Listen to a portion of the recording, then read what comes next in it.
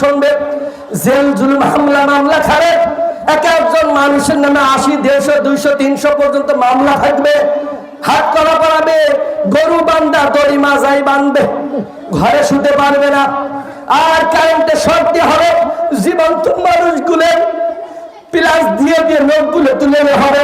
এই নির্যাতন করার পরেও যারা কোরআনের পক্ষে থাকবে, এক আল্লাহ বলে দীপ্ত ঘোষণা করবে, আমি কোরআনের পথে যারা দীপ্ত থাকবে, শোনো শোনো শোনো, তোমাদের মৃত্যুর সময়ের কথার একটি শোনো, তোমরা দুশ্চিন্তা করো না, মনের ভিতরে কষ্ট রেখো না, কারণ হলো তোমাদের যখন এই পথ অটল থাকার কারণে যখন তোমাদের মৃত্যুর সময় চলে আসবে, কত চমৎকার করে আল্লাহ সংবাদ দিচ্ছেন, ইয়া আইয়াতুহান নাফসুল মুতমাইন্নাহ ইরজিই ইলা রাব্বিকি রাদিয়াতাম মারদিয়া। বলেন আল্লাহু আকবার।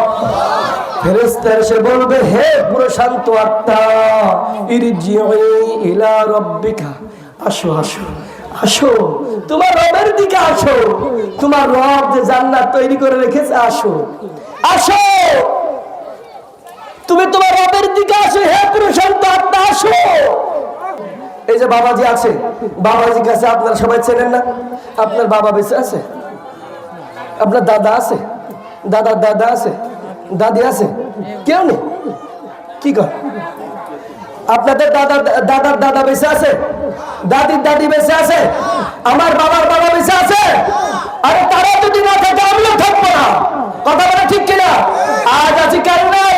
যেহেতু বাবা গেছে, বাবার বাবা গেছে, দাদার দাদা গেছে, কিছুদিন পরে আমি চলে যাবো, এখানে থাকবো না, কথা বলে ঠিক কিনা? তার কারণ মালাকুল মাউত কাউকে ছাড়বে না, কথা বলে ঠিক কিনা? আল্লাহ রাব্বুল আলামিন বলেছেন, ওয়া জাআলনা লিবাশারিন মিন ক্বাবলিকাল খুলদ। হে রাসূল, আপনি যদি মৃত্যুবরণ করেন তাহলে কি তারা চিরস্থায়ী বেঁচে থাকবে? এটা স্বপ্ন কল্পনা করে না। আপনি মরবেন, আমি পৃথিবীতে কাউকে চিরস্থায়ী জীবন দিই নাই, কাউকে কি করে নাই? চিরস্থায়ী জীবন দিই নাই। আপনি মরবেন, ওরাও মরবে। আল্লাহ রাব্বুল আলামিন সূরাতুল আনকাবুতের 57 নম্বর আয়াতে কারিমা নাযিল করে জানিয়ে দিলেন, ইয়া ইবাদিয়াল্লাযীনা আমানু ইন্না আরদি ওয়াসিআতুন ফাইয়ায়া ফাবুদুন। চিৎকার করে বলেন আল্লাহু আকবার। আল্লাহ রাব্বুল আলামিন, ও পৃথিবীর মানুষ, ও আমার বান্দা বান্দীরা, শোনো শোনো শোনো, আমি তোমাদেরকে স্পষ্ট করে জানিয়ে দিতে চাই, এই পৃথিবীতে আমার এই বিশাল পৃথিবী, বিশাল থেকে বিশাল বিস্তীর্ণ, আমার এই পৃথিবী ছোট না, এমন বিস্তীর্ণ করে আমি আল্লাহ রাব্বুল আলামিন পৃথিবীকে সৃষ্টি করেছি। পৃথিবীর কোন মানুষ পৃথিবীর এক প্রান্ত থেকে আর এক প্রান্ত যেতে পারবে না, কথা বলে ঠিক কিনা? আল্লাহ বলেন, ইন্নার দিওয়াসিয়া, নিশ্চয় আমার এই পৃথিবী বিশাল থেকে বিশাল বিস্তীর্ণ। ইয়া ইবাদিয়াল্লাযীনা আমানু ইন্নার দিওয়াসিয়া ফাইয়ায়া ফাবুদুন। সুতরাং যেখানে গেলে, যে জায়গায় গেলে নির্দ্বিধায় বিনা বাধায় আমি আল্লাহর ইবাদত করতে পারবা, আমার গোলামের দাসত্ব করতে পারবা, বান্দারে তুমি সেখানে চলে যাও। সুতরাং আমাদেরকে স্পষ্টভাবে শিক্ষা দেয় যে পৃথিবী বিশাল বিস্তীর্ণ, যেখানে গেলে নির্দ্বিধায় বাধাহীন ভাবে ওই রব্বে কারিমের সিজদা করা যায়, সেখানে চলে যাও। তুমি কাল কিয়ামতের মাঝে বলবো, আল্লাহ ওই জালেমের জায়গায় ঘুমাতে পারিনি। আল্লাহ বলবেন, কেন? আমার জমিন কি ঘরের মতন 5-12 বাই 14 ফুট বানাইছি? আমার পৃথিবীতে এমন বড় বানাইছি, তোমরা কেউ এর এক মাথা থেকে আরেক মাথা যেতে পারবে না। এখানে জালেম ঝামেলা করেছে, হিজরত করেছে, অথবা বাতিলের সাথে লড়াই করে বেঁচে থাকো, অথবা এখান থেকে হিজরত করে চলে যাও, কথা বলে ঠিক কিনা? তার কারণ মুসলমান জীবন দিতে জানে, বাতিলকে নিশ্চিহ্ন করতে জানে, কথা বলে ঠিক কিনা? তার কারণ মুসলমান সিংহের জাতি, মুসলমান মাথা নত করার জাতি নয়। মুসলমান এই মাথাকে উড্ডয়মান যে রবের কাছে সিজদা দেয়, এই মাথা পৃথিবীর আর কারোর কাছে নত হয় না। কথা বলে ঠিক কিনা? এরপরে আল্লাহ রাব্বুল আলামিন বলছেন, কুল্লু নাফসিন যায়িকাতুল মাউত। ও আমার বান্দা বান্দিরা শোনো, তুমি যদি আমার বিশাল বিস্তীর্ণ এই জমিনের ভিতরে থেকে আমার গোলামি দাসত্ব না করো, যেখানে ইচ্ছা যেখানে গেলে বাধাহীন ভাবে আমার ইবাদত করে যায়, সেখানে না যে তুমি যদি জালেমের কথা বলে ইবাদত না করে বসে থাকো, তাহলে শুনে রাখো, কুল্লু নাফসিন যায়িকাতুল মাউত, আজ হোক কাল হোক তোমার মৃত্যুর স্বাদ গ্রহণ করাই লাগবে। কথা বল ঠিক কিনা? আচ্ছা, আপনি যদি জালেমের ভয়ে ইসলামী আন্দোলন করলেন না, হক কথা বললেন না, আপনি মরবেন না? মরবেন না। আচ্ছা, যারা বাতিলের সমর্থন করে তারা মরে না? মরে কিনা? আবার যারা হকপন্থী তারা মরে না? তার মানে যিনি বাতিল আর যিনি হক উভয়ে মরবে, আগে আর পরে। আচ্ছা, যদি খেতে হয় তো ভালো করেই তো খেতে হয়, তাই না? আর যদি মরতেই যদি হয়, ইমানের সাথে মরবো, শাহাদাতে মৃত্যুবরণ করবো, বাতিলের কাছে মাথা নত করবো না। কথা বলেন ঠিক কিনা?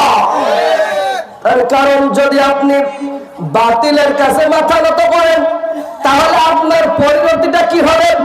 রব্বে কারীম কোরআনুল কারীমের ভিতরে সূরাতুল আনফালের 50 নম্বর আয়াতে কারিমা নাজিল করে তিনি জানাই দিচ্ছেন, ওয়ালাউ তারা ইয ইয়াতাওয়াফাল্লাযীনা কাফারুল মালাইকাতু ইয়াদরিবুনা উজুহাহুম ওয়া আদবারহুম ওয়া যুকু আযাবাল হারিক। চিৎকার করে বলেন আল্লাহু আকবার।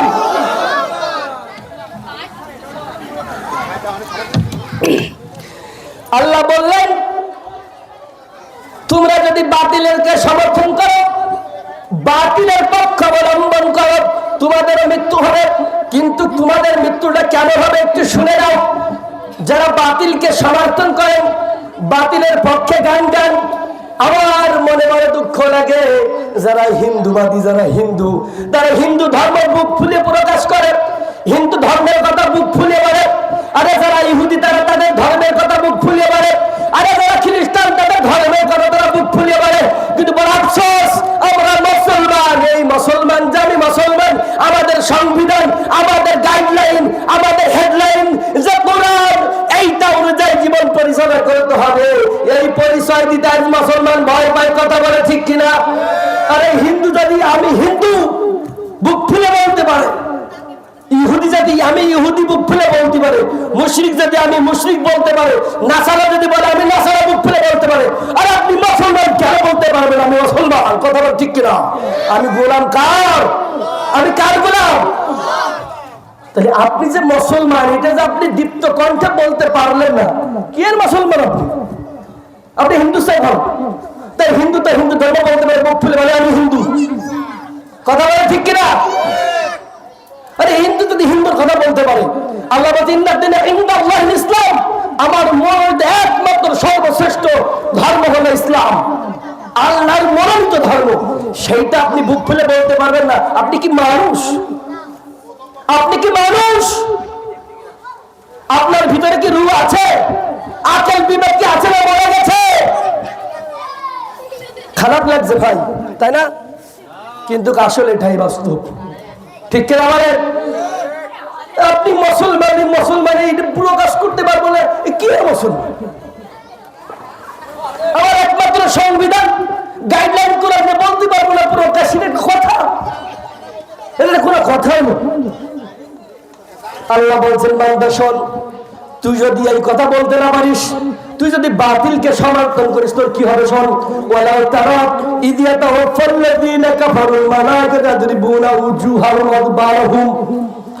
আল্লাহ বললেন, হে রাসূল, আপনি যদি দেখতেন, ওয়ালাউ তারা যদি দেখতেন ইয ইয়াতাওয়াফাল্লাযীনা কাফারুল মালাইকা, যারা কাফের, যারা বাতিল, তাদেরকে ফেরেশতারা কিভাবে মুখে আর পিঠে জোরে জোরে আঘাত করতে করতে তাদেরকে জাহান্নামের ভিতরে নিক্ষেপ করছে। তার মানে আপনি যদি বাতিলকে সমর্থন করেন, বাতিলের পক্ষ অবলম্বন করেন, কোরআন থেকে দলিল নিয়ে যান।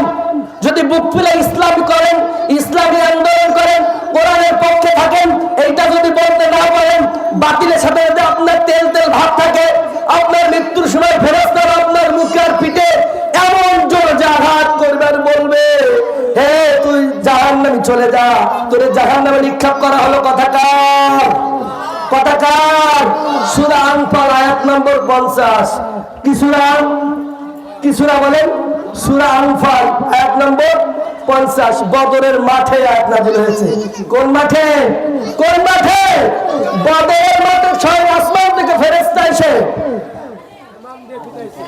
ফুটাইছে কায়দা মতন, সেই সময় আয়াত নাযিল হয়। আল্লাহ বলছে, হে রাসূল, আপনি যদি মারার দৃশ্যটা দেখতেন, কাফেরদের মুখে আর পিঠে কি জোরে যে কোপ দিচ্ছে, আর সবগুলো জাহান্নামে পাঠিয়ে দিচ্ছে। কোথায় পাঠাচ্ছে? সুতরাং যারা বাতিলকে সমর্থন করবে, বাতিলের পক্ষ অবলম্বন করবে, তাদের মৃত্যুর সময়ে ফেরেশতারা কি দেবে? কথা বলেন, কি দেবে? সাবধান, মৃত্যু বরণ করতে হবে। কারণ আর দেখা হবে কিনা জানি না।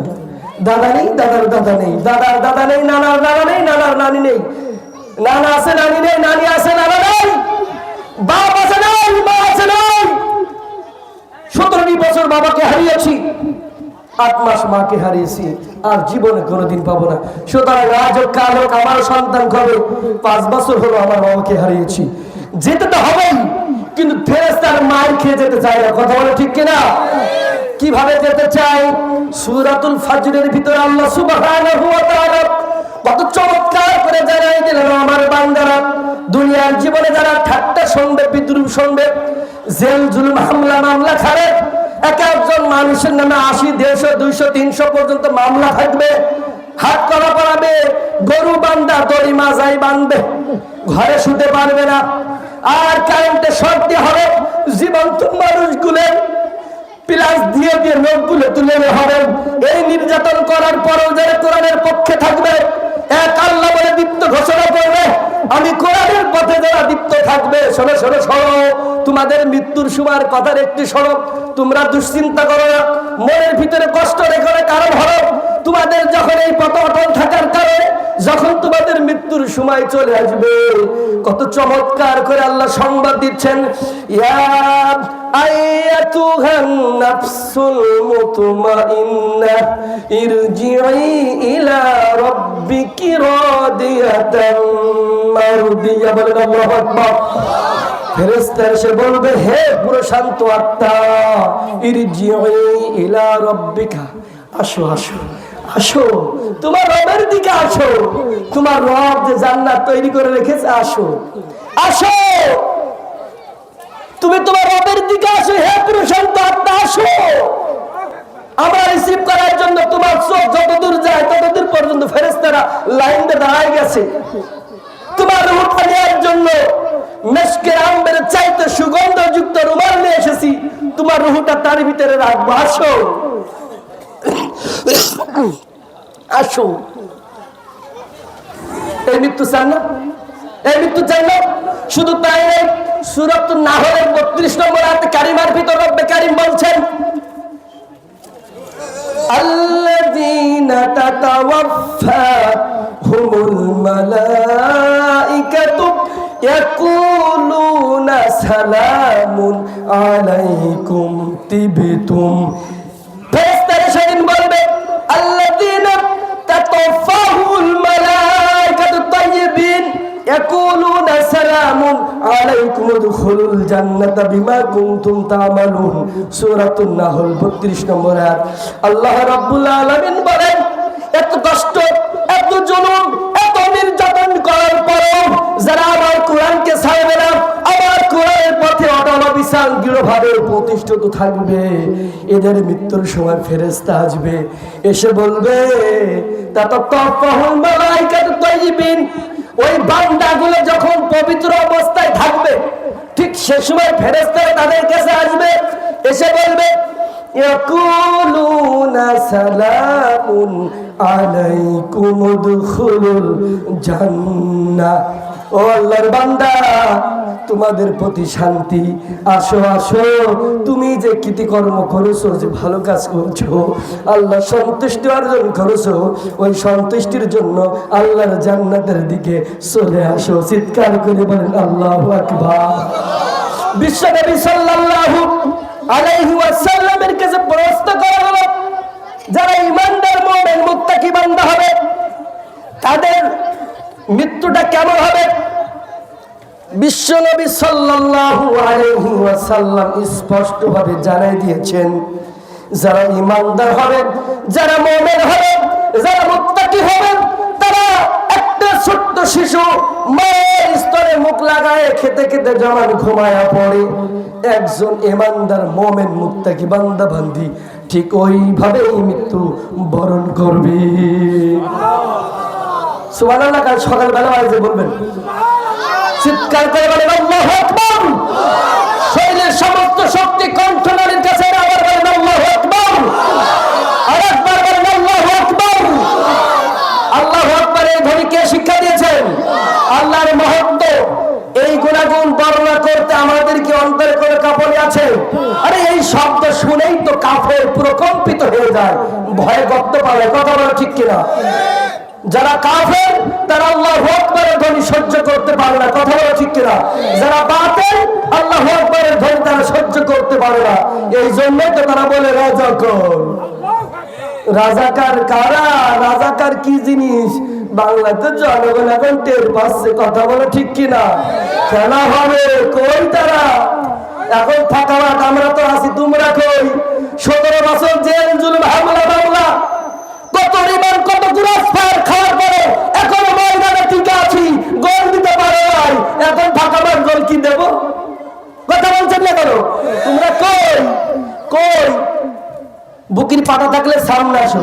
তার কারণ কি জানেন? কাফেরদের পরানটা জিয়া মাছের মতো, পানি থেকে উপরে দেবেন না। আর ইমানদার মুসলমানের জানটা হলো কই মাছের মতন, ওর কল্লা কেটে 2 ভাগ করবেন, তাও কান করে হাঁটতে হাঁটতে চলে যাবে। কথা ঠিক কিনা? মুসলমানের 2 খণ্ড করে দিবেন, কল্লা লাগাই দিবেন, হাত দিয়ে কালে আর পতাকা উড্ডীন করে রাখবেন। কথা বলে ঠিক কিনা? হাত কেটে দিবেন, পা দিয়ে কালে আর পতাকা উড্ডীন করে রাখবেন। তার জ্বলন্ত প্রমাণ সাহাবীরা। কথা বলে ঠিক কিনা? মুসলমানের জান এত পাতলা না, তোমার চোখ রাঙানি দেখে আমরা গর্তে পালাবো। সুতরাং আমাদের আল্লাহু আকবারের ধ্বনি শুনলে তোমরা গর্তে পালাও, এটা আজকের কথা না, ও সেই পূর্বের ইতিহাস। কথা বলে ঠিক কিনা? এরপর আল্লাহ রাব্বুল আলামিন সূরাতুল আনআমের 93 নম্বর আয়াতের শেষের অংশে বলছেন, ওয়ালাউ তারা ইযিয যালিমুনা ফি গামারাতিল মাউত বাসিতু আইদিহিম আখরিজু আনফুসাকুম। আল্লাহ নবীকে ডেকে বললেন, নবী হে, তুমি তোমার মনের পুরো শান্তি দেওয়ার জন্য আমি আরেকটা সুসংবাদ দিই, শোনো। যারা কাফের, যারা নাস্তিক, যারা মুরতাদ, যারা বাতিল, তাদের মৃত্যুর সময় ফেরেশতারা তাদের কাছে যে বলবে, বাসিতু আইদিহিম আখরিজু আনফুসাকুম, হে আল্লাহর বান্দা রূহটা দাও, তুমি নিজের রূহ নিজে বের করে দাও। চিকিৎসা বিজ্ঞান একজন ডাক্তারের সরজমিনে দেখা অভিমত আজকেও পড়ে আসলাম। একজন ডাক্তার কাছে জিজ্ঞাসা করা হলো, একজন মানুষ যখন মারা যায়, হয় পার দিক থেকে রুহুটা বেরোয় অথবা মাথা দিক থেকে রুহুটা বেরোয়। যেই দিক থেকে রুহুটা আস্তে আস্তে আসে ওই দিকটা ঠান্ডা হয়ে যায়। কি হয়ে যায়? কি হয়ে যায়? যখন দেখবেন মানুষ পুরো শরীর ঠান্ডা হয়ে গেছে, নিশ্চিত হবে ওই লোকটা মৃত্যুবরণ করেছে। ওই লোকটা কি? একজন ডাক্তার বলছেন, আমার এই 2 চোখে বহু মানুষ মারা দেখেছি, একটা রুহ একটা মানব শরীর থেকে বেরোতে 1 ঘন্টা পর্যন্ত সময় লাগে। কয় ঘন্টা?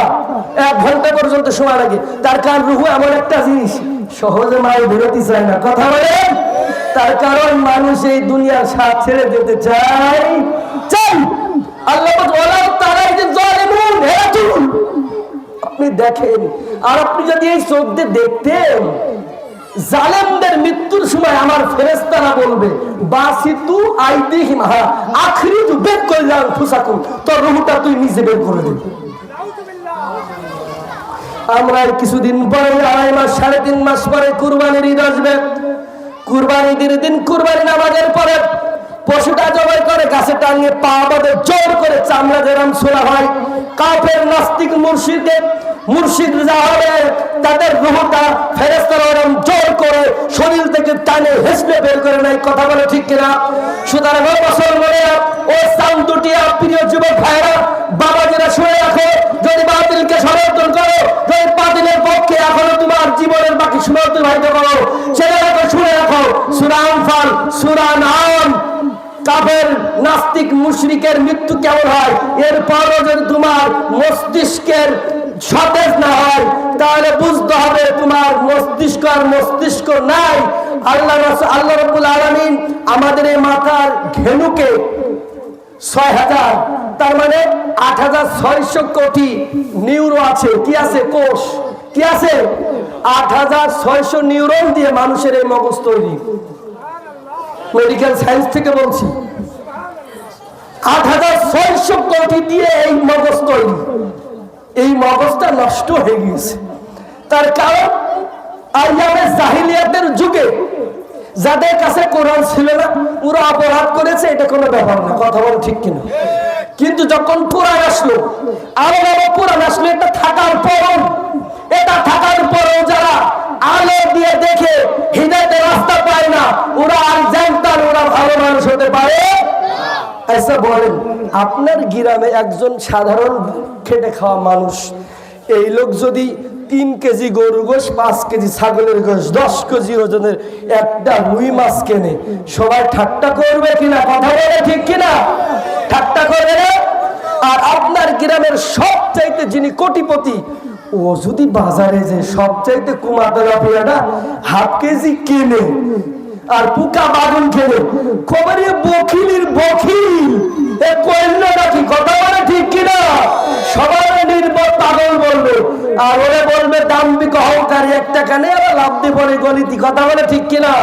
তার কারণ মুসলমান তো সেই কোরআন আসার আগে অজ্ঞ ছিল, কোরআন আসার আগে মুসলমান আর অজ্ঞ থাকতে পারে? কার কারণ এখন যদি আপনাদেরকে আমি না দেখতে পাই, স্পষ্টভাবে বলতে পারবেন আমি অন্ধ। আপনারা যদি আমার দেখতে না পারেন তাহলে বুঝবো আপনারা অন্ধ। তার কারণ চোখ থাকি যে না দেখে, সে কি অন্ধ না ভালো মানুষ? অন্ধ ভালো মানুষ। আল্লাহ চোখ দিয়েছে, কয়টা কথা বলবো, সময় তো অল্প। পৃথিবীর ক্যামেরা মাত্র 120 মেগাপিক্সেলের উপরে এখনো পৃথিবীতে কোনো ক্যামেরা তৈরি হয় নাই। যুবকেরা মোবাইল কিনতে গেলে আগেই তো মেগাপিক্সেল দেখো। তোমার রব তোমার এই 2টা চোখ মাত্র 1.5 ইঞ্চি জায়গার ভিতরে মাত্র 8 গ্রাম ওজনের একটা চোখ, এই চোখকে আল্লাহ রাব্বুল আলামিন 576 মেগাপিক্সেল ক্যামেরা সেট করে দিয়েছেন। চিৎকার করে বলেন আল্লাহু আকবার। মেডিকেল সায়েন্স বলছে একটা চোখকে আল্লাহ রাব্বুল আলামিন 576 মেগাপিক্সেলের ক্যামেরা দিয়ে সেট করে দিয়েছে। এটা কার দান? কার দান? এই রব এত বড় পাওয়ারফুল ক্যামেরা দিল, আর এই কোরআন তোমার চোখই পড়ে না। তুমি কোন জাতের মানুষ গো? এই কোরআন তোমার জীবনের প্রেসক্রিপশন হতে পারলো না। তুমি কোন জাতের মুসলমান গো বাবা? ডাক্তারে বললে জ্বর হয়েছে, ঠান্ডা, হিস্টাসিন আর নাপা খাও। আমি যে খাচ্ছি কি সিপ্রোসিন 500। অবস্থা কি ভালো না খারাপ বাবা? বলেন ভালো না খারাপ? আল্লাহ বলেন বান্দা কোরআন দিলাম, আমার রাসূলের মতন ভালো মানুষ পৃথিবীতে কেউ